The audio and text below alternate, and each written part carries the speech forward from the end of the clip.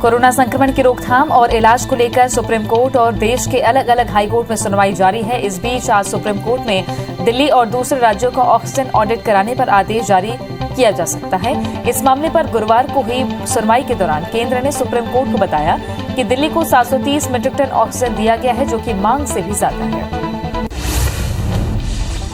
Corona के हालात को लेकर दिल्ली हाईकोर्ट में आज लगातार 17वें दिन सुनवाई होगी। आज होने वाली सुनवाई के दौरान दिल्ली सरकार कोर्ट में बताएगी कि उन्होंने दिल्ली की स्वास्थ्य व्यवस्था को सुधारने को लेकर अब तक क्या कार्रवाई की है।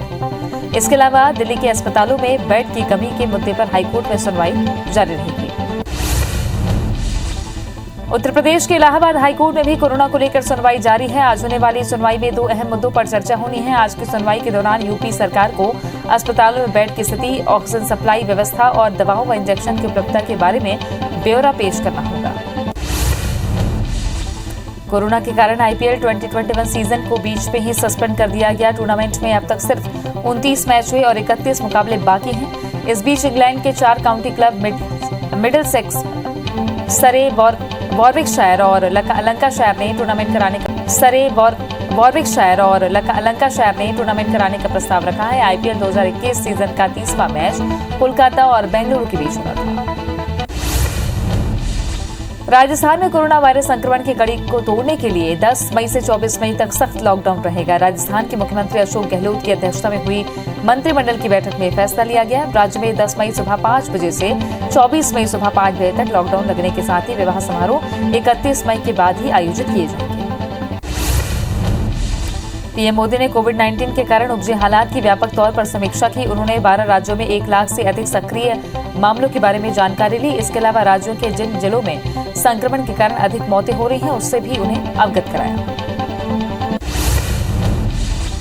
प्रधानमंत्री ने कहा कि वैक्सीनेशन की प्रक्रिया की गति कम नहीं होनी चाहिए। लोगों को लॉकडाउन के बावजूद वैक्सीनेशन की सुविधा दी जानी चाहिए और जो हेल्थ केयर वर्कर वैक्सीनेशन का काम कर रहे हैं, उन्हें किसी और ड्यूटी में न लगाया जाए। पश्चिम बंगाल में चुनाव बाद हिंसा को लेकर नवनिर्वाचित मुख्यमंत्री ममता बनर्जी ने एक बार फिर बीजेपी पर हमला बोला। उन्होंने कहा कि भगवा पार्टी अभी भी जनादेश को स्वीकार करने के लिए तैयार नहीं है। बीजेपी के नेता इधर उधर घूम रहे हैं, लोगों को भड़का रहे हैं। नई सरकार को आए अभी 24 घंटे भी नहीं हुए और वे चिट्ठियां भेज रहे हैं। ममता ने हिंसा में मारे गए लोगों को बिना किसी भेदभाव के 2-2 लाख रुपए का मुआवजा देने का ऐलान किया। उन्होंने कहा कि प्रदेश में कानून और व्यवस्था जब चुनाव आयोग के हाथ में थी, उस दौरान प्रदेश में हिंसा में 16 लोग मारे गए। इनमें से आधे टीएमसी के थे और आधे बीजेपी के। इसके अलावा एक कार्यकर्ता संयुक्त मोर्चा का था। रूस ने कोविड-19 के खिलाफ सिंगल डोज वाले स्पुतनिक लाइट वर्जन के इस्तेमाल की इजाजत दे दी है। ये वैक्सीन सभी तरह के नए कोरोना स्ट्रेन में असरदार है। रशियन डायरेक्ट इन्वेस्टमेंट फंड ने इस बात की जानकारी दी। इस कदम से उन देशों को मदद मिलेगी जहां पर कोरोना संक्रमण के काफी अधिक मामले आ रहे हैं। इस एक खुराक वाले टीके की कीमत $10 यानी करीब 737 रुपए से भी कम है।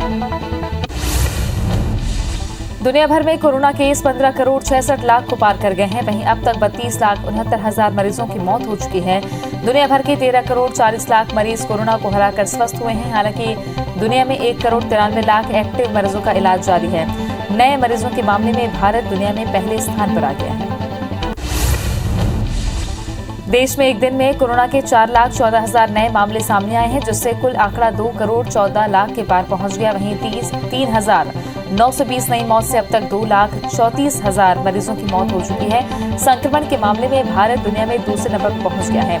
हालांकि देश में 24 घंटे में लगभग 3,28,000 मरीज ठीक भी हुए हैं।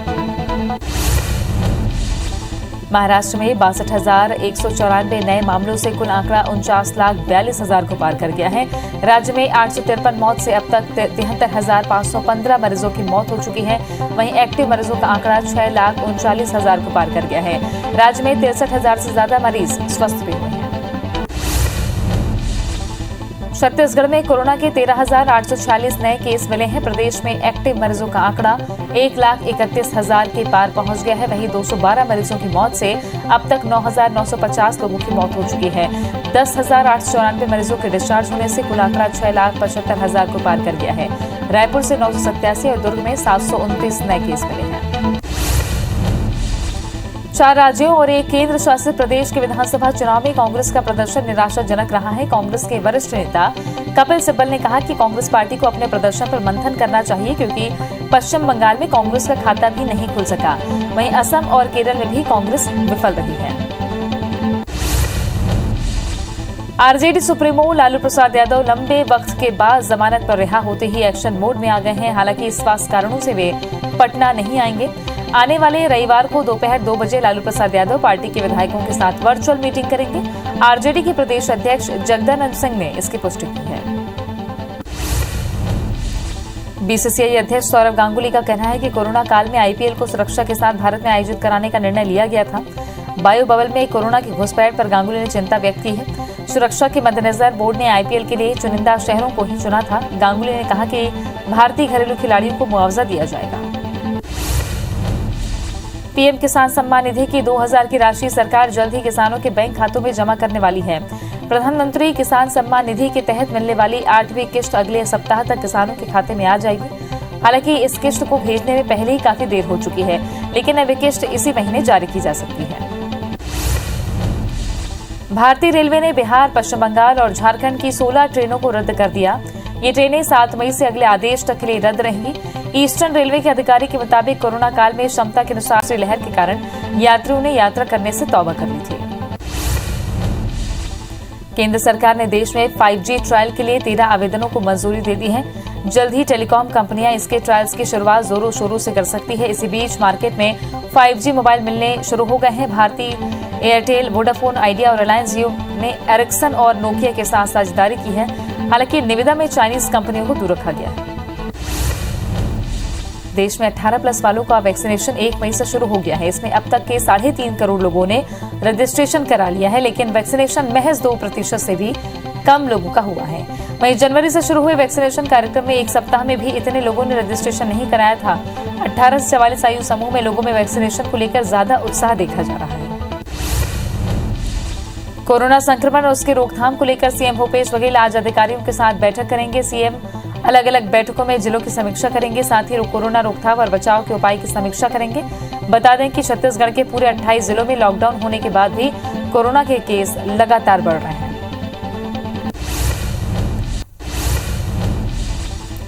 कृषि मंत्री रविंद्र चौबे की अध्यक्षता में आज मंत्रिमंडलीय उपसमिति की वर्चुअल बैठक दोपहर 3 बजे होगी। मीटिंग में राजीव गांधी किसान न्याय योजना के प्रस्ताव पर चर्चा होगी।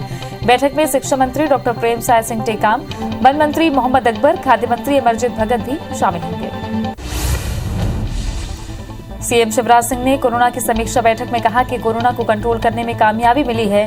उन्होंने कहा कि संक्रमण की चेन तोड़ने कुछ दिन और सख्ती के साथ जुटना होगा। बीजेपी के राष्ट्रीय महामंत्री बीएल संतोष आज रायपुर में पदाधिकारियों और जिला अध्यक्षों की बैठक लेंगे। इस बैठक में कोरोना संक्रमण और वैक्सीनेशन को लेकर चर्चा होगी। बता दें कि छत्तीसगढ़ में कोरोना के मामले लगातार बढ़ रहे हैं, वहीं वैक्सीनेशन भी धीमी हो गई। छत्तीसगढ़ सरकार के खिलाफ बीजेवाईएम आज ब्लैक डे मनाएगी, साथ ही टीकाकरण में विफलताओं को लेकर सरकार का विरोध करेगी। बता दें कि आज ही बीजेपी के राष्ट्रीय महामंत्री बीएल संतोष रायपुर में पदाधिकारियों और जिला अध्यक्षों की बैठक लेंगे, जिसमें कोरोना और वैक्सीनेशन को लेकर चर्चा होगी। कांग्रेस नेता दिग्विजय सिंह ने सीएम शिवराज को पत्र लिखा है। प्रदेश में कोरोना नियंत्रण को लेकर दिग्विजय ने अवगत कराते हुए लिखा कि ग्रामीण क्षेत्रों में कोरोना नियंत्रण के जल्द से जल्द उपाय किए जाएं। बता दें, प्रदेश के ग्रामीण क्षेत्रों में कोरोना संक्रमण तेजी से बढ़ रहा है। सांस्कृतिक एवं पर्यटन मंत्री प्रहलाद सिंह पटेल दमोह कलेक्टर सभागार में आपदा प्रबंधन की बैठक में शामिल हुए, जिसमें दमोह जिले में कोरोना संक्रमण के गंभीर हालातों को लेकर चर्चा की। इस दौरान मंत्री ने प्रशासन की तरफ से की गई कोरोना संक्रमण के हालातों से निपटने के लिए तमाम तैयारियों का जायजा लिया। पूर्व मंत्री बृजमोहन अग्रवाल ने वैक्सीनेशन को लेकर छत्तीसगढ़ सरकार पर पूरी तरह से फेल होने का आरोप लगाया। उन्होंने कहा कि 18 से 45 साल के लोगों के जीवन से सरकार खिलवाड़ कर अन्याय कर रही है। भारत सरकार से मुफ्त में कितनी डोज और राज्य सरकार ने अब तक कितनी डोज खरीदी है, ये बताएं। जशपुर में ओलावृष्टि और बारिश के बाद किसानों की फसल बर्बाद हो गई है। सन्ना भंवर में तेज बारिश के साथ किसानों की मिर्च, टमाटर, मक्का की खेती चौपट हो गई। 2 दिन पहले आकाशीय वज्रपात से 3 लोगों की मौत भी हो गई थी। किसानों ने अपनी पूरी जमा पूंजी इन फसलों में लगा दी थी। अब किसान प्रशासन से मुआवजे की मांग कर रहा है। हैदराबाद जू में 8 शेरों को कोरोना होने के बाद भोपाल में वन विहार समेत प्रदेश के सभी टाइगर रिजर्व सेंचुरी के लिए हाई अलर्ट जारी हुआ है। वन विहार में रोज सैनिटाइजेशन किया जाएगा। जानवरों की देखरेख में लगे सभी कर्मचारियों को कोरोना वैक्सीन दी गई है। संक्रमण रोकने चिड़ियाघर प्रबंधन ने वन्य प्राणियों को एंटी वायरल दवाएं देनी शुरू कर दी है। कोरोना के बढ़ते मामलों के बीच छत्तीसगढ़ सरकार ने सभी मेडिकल कॉलेजों में इमरजेंसी केयर टेक्नीशियन कोर्स को मंजूरी दी है। कोरोना काल में टेक्निकल जरूरत को देखते हुए प्रशासन ने यह फैसला लिया। इसमें एक्सरे, पैथोलॉजी और पैरामेडिकल का पाठ्यक्रम पढ़ाया जाएगा।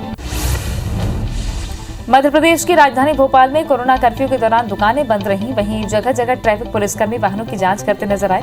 चौक, चौराहों और सड़कों पर सन्नाटा पसरा हुआ है। प्रशासन ने कोरोना की चेन तोड़ने के लिए जनता कर्फ्यू का ऐलान किया है। रेमडेसिविर इंजेक्शन की खेप लेकर आ रहा स्टेट प्लेन ग्वालियर एयरपोर्ट पर क्रैश हो गया। इस हादसे में 2 पायलट समेत एक अन्य व्यक्ति को गंभीर चोटें आई हैं, जिनका इलाज जय आरोग्य अस्पताल में जारी है। वहीं इस हादसे के बाद भी दवा सुरक्षित है। विमान नागपुर से ग्वालियर पहुंचा था। कोरोना संक्रमण के चलते छत्तीसगढ़ पीएससी मेंस 2020 की परीक्षा स्थगित हो गई है। ये परीक्षा 18 से 21 जून तक ऑफलाइन मोड में होनी थी, लेकिन लगातार बढ़ते संक्रमण के मद्देनजर परीक्षा को स्थगित कर दिया गया है। बता दें कि ये भर्ती परीक्षा 175 पदों के लिए होनी थी। इंदौर में कोरोना ने गांव की ओर रुख किया। बीते 24 घंटे में कोरोना के 10,341 संदिग्ध मरीजों के सैंपल जांचे गए, जिसमें से 1792 पॉजिटिव मरीज के साथ 8 लोगों की मौत हो गई है। ग्रामीण क्षेत्रों में कुल संख्या 3,942 पर पहुंच गई। फिलहाल 4 विकासखंडों में कोरोना के 3,254 एक्टिव केस हैं, जिसमें से 1792 पॉजिटिव मरीज के साथ 8 लोगों की मौत हो गई है। ग्रामीण क्षेत्रों में कुल संख्या 3,942 पर पहुंच गई। फिलहाल 4 विकासखंडों में कोरोना के 3,254 एक्टिव केस हैं। विदिशा के नटेरन ब्लॉक के ग्राम बरधा में एक झोला छाप डॉक्टर्स खेत में खुलेआम पेड़ों के नीचे मरीजों को ड्रिप लगाकर इलाज कर रहा है। वो कोरोना मरीजों का भी इलाज कर रहा है। जब मामला बीएमओ के संज्ञान में आया तो उन्होंने कहा कि सीएमएचओ को पत्र लिखकर कार्रवाई करवाएंगे। लॉकडाउन में कुछ रियायतों के साथ रायपुर में कुछ दुकानें खुल गईं। इस दौरान पुलिस ने भी फ्लैग मार्च निकालकर जनता को प्रोटोकॉल फॉलो करने का संदेश दिया। फ्लैग मार्च के दौरान कलेक्टर एस भारतीदासन समेत पुलिस बल के तमाम अधिकारी मौजूद रहे। जयस्तंभ चौक से फ्लैग मार्च शहर के तमाम बड़े चौक, चौराहों और बाजारों तक पहुंचा। छत्तीसगढ़ के रायपुर और दुर्ग में कुछ अतिरिक्त छूट लॉकडाउन में दी गई है, जिसमें स्टेशनरी, वाहन सर्विस सेंटर, कृषि से जुड़ी दुकानें खोली जा सकेंगी। लेकिन मिली छूट में अतिरिक्त लापरवाही भी देखी जा रही है। दुकानों, बाजारों में भीड़ के साथ सोशल डिस्टेंसिंग का बिल्कुल भी पालन नहीं किया जा रहा। मार्केट में कोरोना प्रोटोकॉल की धज्जियां उड़नी शुरू हो गई है। बलरामपुर जिले के राजपुर में मजदूरी का भुगतान नहीं होने से परेशान मजदूरों ने वन विभाग का घेराव किया। मजदूरों ने फॉरेस्ट अधिकारियों के दरवाजे पर दस्तक देकर उनसे मजदूरी की मांग की। वन विभाग में कार्यरत करीब 50 मजदूरों को पिछले 2 साल से मजदूरी का भुगतान नहीं हुआ है। अभी लॉकडाउन लगने से उनके सामने रोजी रोटी का संकट है। दंतेवाड़ा में प्रशासन की बड़ी लापरवाही सामने आई है। लापरवाही के चलते गिदम ब्लॉक का जोड़ा तराई गांव कोरोना का हॉटस्पॉट बन गया है। यहां की सीमाओं को प्रशासन ने लॉक कर दिया है, लेकिन हैरत की बात यह है कि गांव में अंतिम संस्कार में उमड़ी भीड़ की प्रशासन को भनक तक नहीं लगी। मामले में अब तक न तो किसी की जिम्मेदारी तय हुई है और न ही कार्रवाई की गई है।